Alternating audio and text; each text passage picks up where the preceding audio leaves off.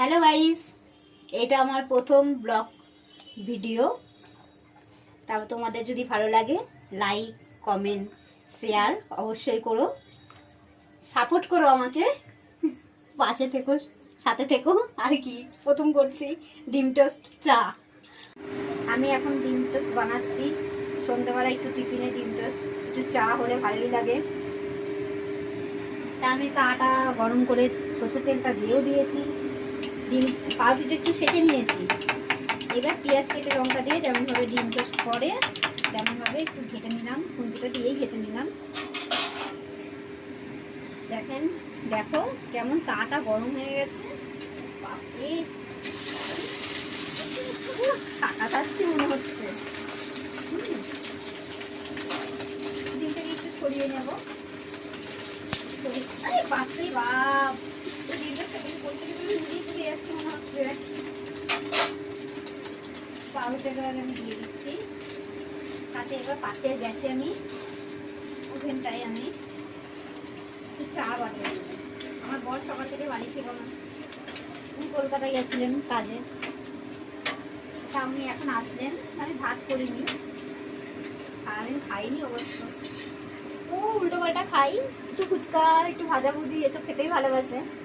হ্যাঁ, আমি আবার ভাজাভুজিগুলো পছন্দ করি না। যা এগুলো ওর একটু ডিম টোস্ট খেতে ইচ্ছা হয়েছে তাই বানিয়ে দিয়েছি। তোমরা বাড়িতে বানিয়ে নিশ্চয়ই খাও। দেখো কেমন হয়েছে, কি সুন্দর হয়েছে না? হ্যাঁ ডনু, খুব সুন্দর হয়েছে কিন্তু। হ্যাঁ, এবার একটু চা করবো। এখন ঠান্ডাকাল আসছে, একটু কফি হলে বেশি ভালো হতো, কিন্তু আমার কাছে কফি আনা নেই, তার জন্য আমি চা করবো।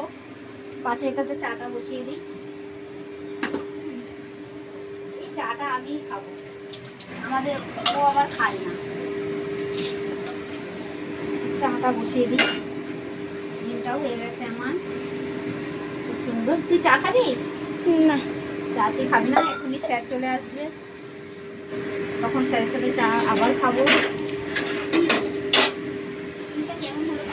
জল দিয়ে দিয়েছি। হ্যাঁ, জল দিয়ে দিয়েছি, জল দিয়ে দিয়েছি। এবার প্লেটের উপর আমি ডিমটাকে তুলে নিচ্ছি। বাবা, ভালো হয়েছে তো? আবার দেখতো একটু। হ্যাঁ হ্যাঁ হ্যাঁ, সুন্দর হয়েছে না? করা এটা নামিয়ে দিলাম, পরে আমি দিয়ে দেবো। এখন চাটা উঠিয়ে দিয়েছি। না, এখনই ধোয়া উঠবে। ওরে বাপরে, ওর পর জল পড়লে এখনই যা ধোয়া উঠবে, সারা ঘর ধোয়া হয়ে যাবে। বন্ধ করে দিই।